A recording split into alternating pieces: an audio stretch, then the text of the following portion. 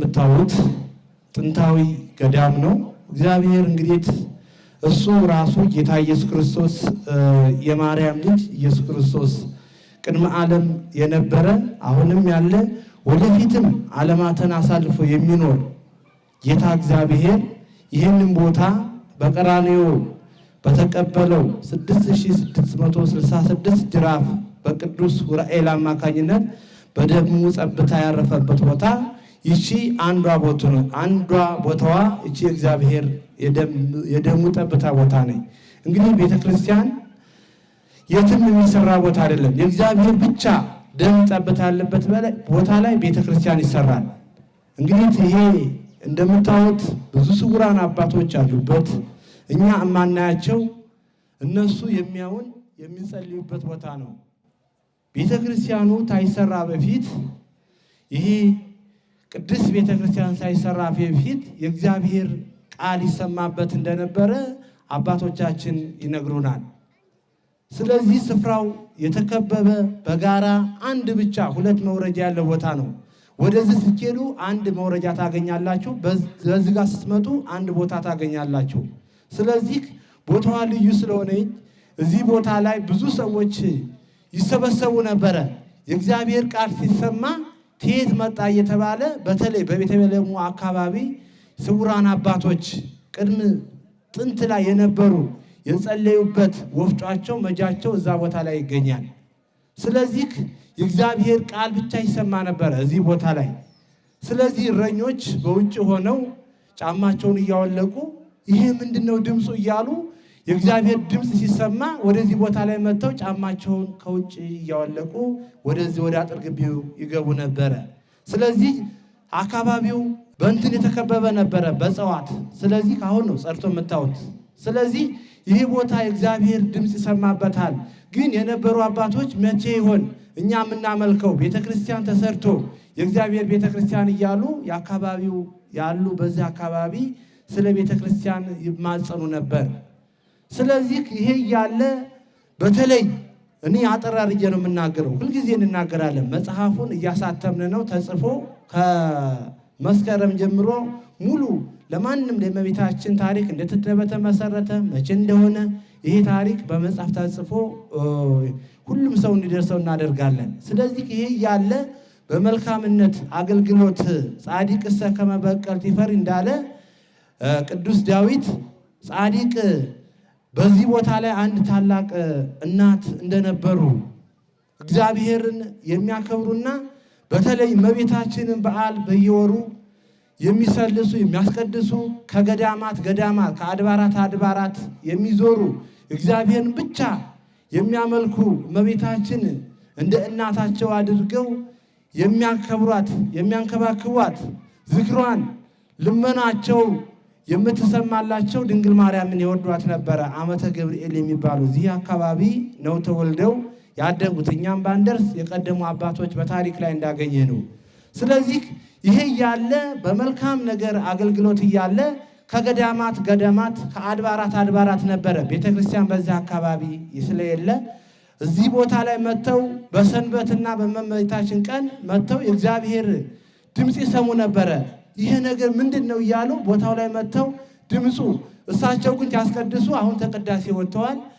ቀጥታ መተው አስቀድሰው ወደ ቤታቸው እንደሚሄዱ ቤተክርስቲያን በዚህ አካባቢ ስላልነበረ ስለዚህ ኖሮ ከሞት አይቀርምና በተለይ የእመቤታችንን በዓል ዝክር በሚያዘክሩበት አንድ ወራት ላይ እመቤታችን በዓሏን እያከበሩ ብዙ ሰዎች በቤታቸው ተሰብስበው የእግዚአብሔርን የተገኘውን ህብስተምና የሳቸውን እየተመገቡ እዛ ቤት ውስጥ አንድ ታላቅ አባት መጥቶ በሳቸው ቤት የሳቸውን ዝክር ይቀምሳሉ። ብዙ ሰው ነበረ እንደዚህ እንደናንተ እየመጣ የዓመተ ገብርኤልን የዓመታው የወራዊ ዝክራቸውን የሚቀምስሏቸው። ስለዚህ እዚህ ቦታ ላይ እነዚህ አባት መርቀው ተተለያዩ በኋላ እዚህ ቦታ ላይ ታላቅ ቤተክርስቲያን ይሰራል።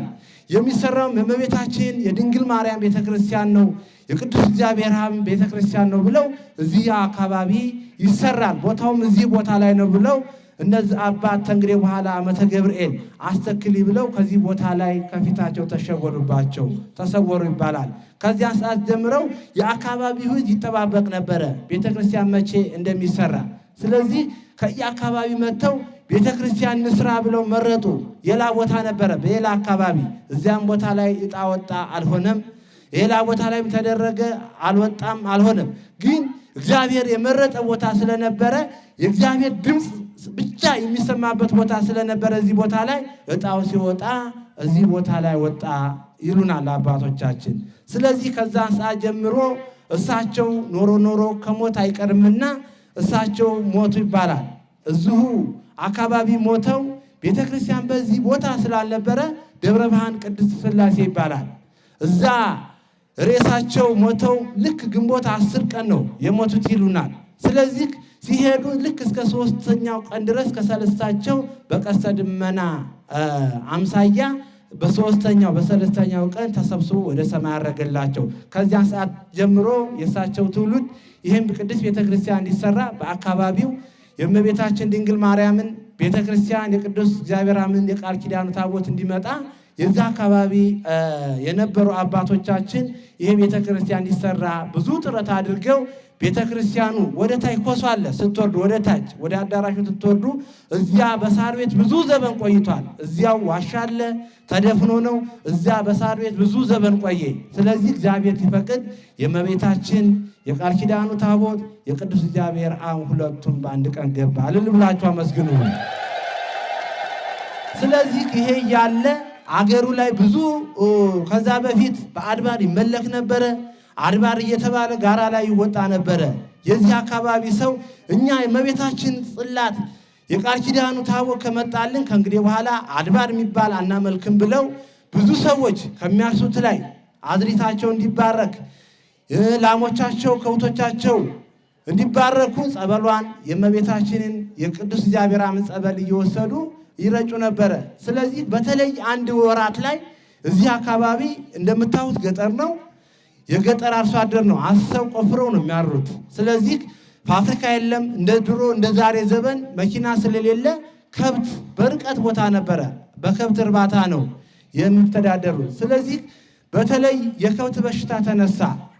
ያ የከብት በሽታ ሲነሳ መጥተው እመቤታችን ለምነው ሄደው ጸበሉን አንጥተው ከዚህ ቦታ ላይ እምነቱን ወስተው ከብቶቻቸውን የዚህ አካባቢ ሰዎች በሙሉ ከብቶቻቸውን እየረጩ የሞተም አንድ ከብት ሳይኖር የእመቤታችንን የእምነቱን ጸበል በመውሰድ እዚህ ቦታ ላይ የተቀደሰበትን የቅዳሴውን እምነት በመውሰድ ከብቶቻቸውን ሲረጡ ከብቶቻቸው ሐኪማቸው ድንግል ማርያም ሆነችላቸው። ከዚያ ጀምሮ ይሄንን የእምነት ቅቤ እያመጡ ብዙ ለቤተ ክርስቲያኑ አስተዋጽኦ ያደርጉ ነበረ። በዚያን ሰዓት እንደ ዛሬ ሰው ባልበዛበት ሰዓት ያ የቅቤ እምነት ተከማችቶ ለነጋዴ ይሸጥ ነበረ። ከዕለታት አንድ ቀን ብዙ ሰዎች እየተቀቡ ቅቤውን ብዙ ሰው ሲድንበት የእምነት ቅቤ ሆኖ አባቶች 7 ቀን 14 ቀን እየጸለዩ ያንን የእምነት ቅቤ ዛሬ እናንተ ትሰጣላችሁ ማለት ነው። ዕውራን አብርቷል፣ ለምጻም አንጽቷል። ብዙ የተለያየ በሽታ ኪንታሮ ሰምታችኋል ሲመሰከር። ይሄ የእምነት ቅቤ ከዛ ሰዓት ጀምሮ የእምነት ቅቤ ስውሯ ማርያም ገዳም ላይ ይሰጣል ማለት ነው። ስለዚህ ይሄ ነው የእምነት ቅቤው የሚሰጥበት። ስለዚህ መገበሪያው የሚሰፈርበት ሚስጥሩ እዚህ ቦታ ላይ በረዶ ቀጭጭ ይጥል ነበረ።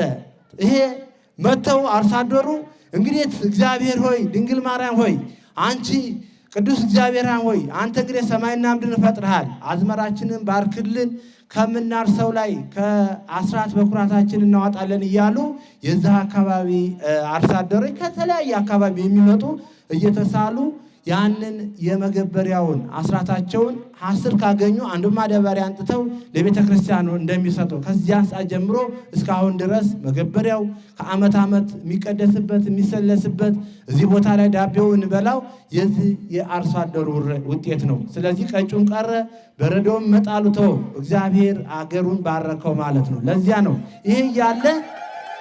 ስለዚህ እዚህ ቦታ ላይ በመልካም ነገር የተገለገለት እንደምታዩት እግዚአብሔር በፈቀደ ጊዜ ቦታው ሲመረጥ ይሄ እንደምታዩት በጭቃ የተገነባ ቤተክርስቲያን እዚህ ቦታ ላይ እንዲወጣ ተደረገ ይባላሉ። እኛም ባንደርስ ከዚያ ሰዓት ጀምሮ በመልካም ነገር እየተገለገለ የማይወልዱ ሰዎች እየወለዱ ብዙ ሰዎች እየዳኑበት እያለ እዚህ ቦታ ላይ ብርሃን ወርዶለታል። እነሆ በ2010 መጋቢት ወር ላይ እዚህ ቦታ ላይ ታላቅ ብርሃን ወርዶለታል። እስከ 7 ቀን ማታ ማታ ሲታይ ብርሃኑ ይህ እንግዲህ የዕቃ ቤቱና የእግዚአብሔር ቤተ መቅደሱ ቅርብ ስለነበረ ዕቃ ቤቱና ቤተ ክርስቲያኑ ቅርብ ነበረ።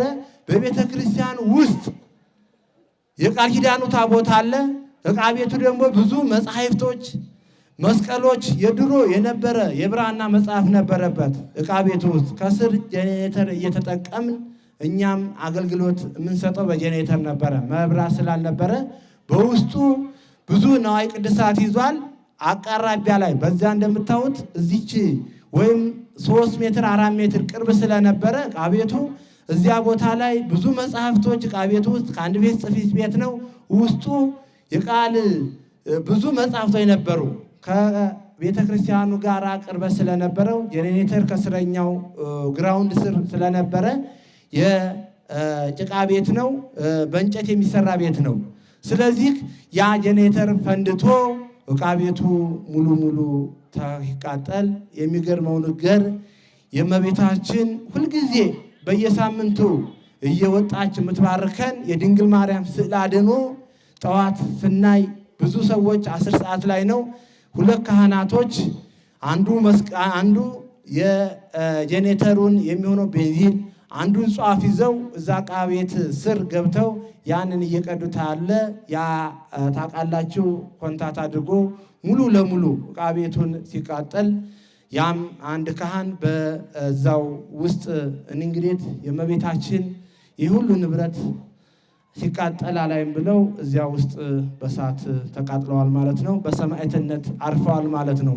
እንግዲህ በጣም ቢያሳዝንም እግዚአብሔር የመረጠውን ነው። እንግዲህ የመረጠውን ማዳን ይችላል፣ መግደል ይችላል። እግዚአብሔር መርጧቸው እንግዲህ ይሄ ሁሉ ሲቃጠል በብዙ ሚሊዮን ብር የሚገመት ነው ንብረቱ የተቃጠለው። ስለዚህ ከዓይነ አላይም ብለው በዚያ ውስጥ አልባሳታቸው እንደለበሱ ሊቀድሱ የተዘጋጁ ካህን በውስጡ በሰማዕትነት አርፈዋል። ይሄ እያለ አንዱ ካህን ከውስጡ ሲድኑ የተቀረው ሙሉ ለሙሉ ዕቃ ቤቱ ሲቃጠል የሚገርመው የእመቤታችን ለብዙ ዘመናት የቆየ ተአምረ ማርያምና አንድ የእብነ በረድ መስቀል እንደምታዩት እዛ ጋር አለ። የእመቤታችን የድንግል ማርያም ተአምረ ማርያም ስዕል አድኗ ለብዙ ጊዜ ቅዱስ ሉቃስ የሳላት ድንግል ማርያምን ስዕል አድኗ እነዚህ 2-3 ነገሮች ድነውልናል። እልል ብላችሁ አመስግኑ። ስለዚህ ይሄ እያለ እንግዲህ ጠዋት እየፈለፈል ስናይ ነው እንግዲህ ብዙ ሰዓት ላይ ይሆናል። ቅዳሴውም ተቃደሰ አልታጎለም። ወሰአና በዓል ነበረ 2010 ላይ መጋቢት ወር ላይ እየፈለፈል ስናይ ብዙ አለቀስን። ምንም ማድረግ አልቻልንም። ብዙ የምንቀድስበት መጽሐፍት መስቀል አተን ብዙ ትንንገላታ እንግዲህ የእግዚአብሔር ቤተሰቦች እየመጡ ብዙ አልባሳት አልብሰው ለካህናቱ ለመቀደሻ ለመሰለሻ መስቀሉን በመስቀል ተተክቷል። በሰው ግን መተካት አልቻልንም። ስለዚህ ይሄ እያለ እዚህ ቦታ ላይ ብዙ የዕቃ ቤቱን እየመጡ ጠለሱን በመንካት አይናቸው የበራ ሙስሊሞች አሉ። ብዙ ምስክርነት እንግዲህ ይሄ ጉዞ ዛሬ አይደለም መምጣት የጀመረው፣ ከዛ በፊት ብዙ የዳኑበት ሰዎች አሉ። እንግዲህ አንደኛው የእመቤታችን የቃል ኪዳኗ ላላስምረው ደጄን አላስረግጠውም ይላል። እንግዲህ እዚህ ቦታ ላይ በተለያየ ለቤተ ክርስቲያኑ አስራት በኩራት የሰጠ ለቤተ ክርስቲያኑ መገልገያ ሁሉ ከ5 ሳንቲም ጠጠር እንኳን አንስቶ ለቤተ ክርስቲያኑ ሊያቀርበው ሁሉ ላላስምርልሽ ደጄን አላስረግጠውም ብሎ ጌታችን ኢየሱስ ክርስቶስ ለእመቤታችን ቃል ኪዳን ሰጥቷታል ማለት ነው። እንግዲህ ይሄ እኛ አሁን የፈለሰብነው አይደለም፣ አባቶቻችን የተረከብነው ቃል ነው ማለት ነው። እንግዲህ እዚህ ቦታ ላይ ብዙ ስውራን አባቶች አሉበት፣ በስውር የሚጠበቅ ስውራን አባቶች አሉበት፣ የሚወደስ የሚሰለስ ከዓመት ዓመት ኪዳን የማይቋረጥበት በዓላት በሆነ ቀን ቅዳሴ የሚሰለስበት የሚቀደስበት ቦታ ነው። ስለዚህ በእመቤታችን ብዙ ሰዎች ድነዋል። እመቤታችን ለምነው ልጅ ያጡ ሰዎች ብዙ የልጅ ስጦታ አግኝተዋል። ዛሬ ለ20 ዓመት ለ30 ዓመት ለ13 ዓመት ለ6 ዓመት ተስፋ የቆረጡ ሰዎች የእመቤታችን ተአምረ ማርያሟን በማዘል የልጅ በረከት አግኝተዋል ማለት ነው። ዛሬ ተስፋ የቆረጥን እንዳንኖር በእውነት ተለመን ድንግል ማርያምን ከለመናት ገድሉን ተሸሻሽተን ንስሐ ገብተን ተለመነ የልጅ በረከት ታገኛላችሁ። ብዙ ሰዎች መስክረዋል። እንዳትጨነቁ፣ ልባችሁን ንጹህ ብቻ አድርጉ። ልባችሁን ንጹህ ታደረጋችሁ እመቤታችን ልጅ ታሳቅፋችኋለች። ስለዚህ እልል ብላችሁ አመስግኑ። ይሄ ብቻ አይደለም፣ ብዙ ሰው በመስቀሉ አይኑ በርቷል። ብዙ ሰው ማይሄድ ሰው እየሄደ ነው። እኔ የሚገርመኝ ነገር ሳምንት ዕለት አንድ እህታችን መታ ነበረ። የማርያም ዕለት ይሄን ምስክርነት ሰጥቼ ነበረ። እዚህ ግንባሯ ላይ የሆነ እጢ ነገር ወጥቶባት ነበረ። የእምነቱን ቅቤ ወስታ 3 ቀን ድረስ ተቀባሁት ነው ያለችን። ስለዚህ በ3ኛው ቀን ያ እጢ ፈንድቶ ወጣልኝ። አመስግኑልኝ ብላለች። እልል ብላችሁ አመስግኑ። እግዚአብሔር ቅርብ ነው። እኛ ተለመንነው፣ እኛ ልባችን ንጹህ ታደረግን፣ እግዚአብሔር የማያድነን ነገር የለም። ስለዚህ ንጹህ እንሆን፣ ሕጉንና ክብር። እንግዲህ ቅድስት ቤተክርስቲያን መንጣት ብቻ አይደለም፣ ውስጣችን ንጹህ አድርገን መታዘዝ ነው። መታዘዝ ከመስዋዕት ይበልጣል ይላል እንግዲህ የእግዚአብሔር ቃል። ስለዚህ ንጹህ ሆነን ይሄን አድርጉ ስንባል ማድረግ ነው። እንግዲህ ክርስቶስ ቤት ውስጥ ማጉረምረም ወይም መከፋት የለብንም። ስለዚህ ይሄን ንጹህ ተሆንን፣ ውስጣችን ንጹህ ካላደረግን ልጅ የምንለምነው ልጅ ይሰጠናል እግዚአብሔር። የፈለግነው ሀብት ተፈለግን፣ ሀብትም የእግዚአብሔር ነው። ሁሉ ነገር እግዚአብሔር አምላክ ሲባርክልን ነው ማግኘት የምንችለው። ስለዚህ ይሄ ነው እንግዲህ የገዳማችን ታሪክ በአጭር ቀን ተጽፎ መጽሐፍቱ እየእጃቸው ላይ ይደርሳል ማለት ነው። ላላስምረው ደጄን አላስረግጠውም ይላል የእመቤታችን። በተለይ ስውሯ ማርያም ማለት ተሰውሮ የነበረ የተገለጸ ማለት ነው። ስለዚህ በተለይ እመቤታችን ለብዙ ሰዎች በራእይ የታየች ሁሌ እንናገራለን። አንድ ታላቅ አባት በፍልሰታ ወራት ውስጥ እዚህ ቦታ ላይ በራእይ ያዩት አባት አሉ። እውነት በፍልሰታ ውስጥ ይመሰክራሉ እዚህ ቦታ ላይ መጥተው። ስለዚህ ካህናቱ የደብረ ታቦር ዕለት ሲያመሰግኑ ሲያሸበሽቡ እመቤታችንን ቀይ ናት፣ እኔ ማየት ተስኖኛል፣ እንደ ፀሐይ ታበራለች፣ ልክ እያየዋት ተሸወደችብኝ ብለው እነዚህ አባት ይህ ምስክርነት በየዓመቱ ፍልሰታን እዚህ ቦታ ላይ ነው የሚያሳልፉት ማለት ነው። ስለዚህ እህል ሳይበሉ በበሶ ብቻና በሽምብራ 16ን ቀን ጨርሰው ሲፈጽሙ በ13ኛው ቀን የደብረ ታቦር ዕለት እመቤታችን በራእይ ታይታቸው ተሸውዳባቸዋል ማለት ነው። ስለዚህ ይሄ የመሰለ ነው የገዳማችን ታሪክ። ብዙ ምስክርነት አለ። የላው እንግዲህ ሕዝበ ክርስቲያን ሆይ እንዳትሸወዱ። ብዙ እንግዲህ እኛ ከገዳሙ ውጪ ቅድም ቀሲስ ሄኖክ ያስተላለፉት መልእክት አለ። እኛ ማንም ክርስቲያን ቤተክርስቲያን አይንጣላለን፣ መተው ይዳኑ። ስለዚህ ሕጉን ማክበር ብቻ ነው። ስለዚህ ቤተክርስቲያኑ የራሱ ሕግና ደንብ አለው። እኛ 100 ከ200 በላይ መኪና ቢኖር እኛ ከዓለም ተደራሽ ያለን መዳረሻ ያለን ሰዎች ነን። ስለዚህ ብዙ ሰዎች የሚያጭበረብሩ ሰዎች ስላሉ ሕጉን በተለይ በገጠሪቷ ቤተክርስቲያን ይሄን እናሰራለን ይሄን እንፈጽማለን እያሉ ብዙ ሰዎች ያጭበርብረውናል። እኛ የሚገርማቸው ነገር ስለዚህ ይሄ የገዳሙ እዚህ የሚያጉዙት እኛ አጸደ ማርያም እህታችን አለች። ይሄን ቤተክርስቲያን እንደምታው ዛሬው ዙሪያውን አጥሩን ከአጥሩ ጀምሮ እስከ አዳራሽ ድረስ ቤተክርስቲያን የምታሰራ ከኛ ከሰበካ ጉባኤው ፍቃድ ተሰጥቷት ከዚያ ወደ ወረዳ ቤተ ክህነት ከዛ ሀገረ ስብከቱ ወደ ጠቅላይ ቤተ ክህነት ተጽፎ ይሄው በአንድ ዓመት ውስጥ ቤተክርስቲያን እንደምታዩት እስከ መስከረም ድረስ ጉልላቱ ወጥቶ ይታያል ማለት ነው። ይሄ ሲደረግ እንግዲህ ብዙ ሰዎች ስውሯ ማርያም ስትታወቅ በዓለም እኛም እዛ እንሄዳለን እያሉ ብዙ ሰዎች የሚያታሉ ሰዎች አሉ። የሚገርማችሁ ነገር እዚህ ቦታ ላይ አንድ ሰው ነበረ፣ ስሙን ልተወው፣ ጸበል ቤት አሰራለሁ እኛ ባልነበርንበት ሰዓት መጥቶ ፎቶግራፍ አንስቶ ፌስቡክ ላይ ለቆ ጸበል ቤት አሰራለሁ ብሎ ያንን ብር እኛ ሰበካ ጉባኤው ሳይደርስ የትም ኪሳራ ሆኖ ነው የቀረው። ያ ሰው የለም። አሁን ወደ 200,000 ብር ከዛ ላይ የሚሆን አሰራለሁ ብሎ እኛ ካንፈቅድለት። ስለዚህ እንዳትታለሉ። መንጣት ብትፈልጉ የገዳሙ ስልክ ቁጥር አለ፣ መመዝገብ ትችላላችሁ። ብዙ ሰዎች እንዳያታልሏችሁ። ገጠር ቤተክርስቲያን ይሄ ያስፈልጋል ስለሚያሉ የገጠር አባቶች እንደምታዋቸው የውሃዎች ናቸው።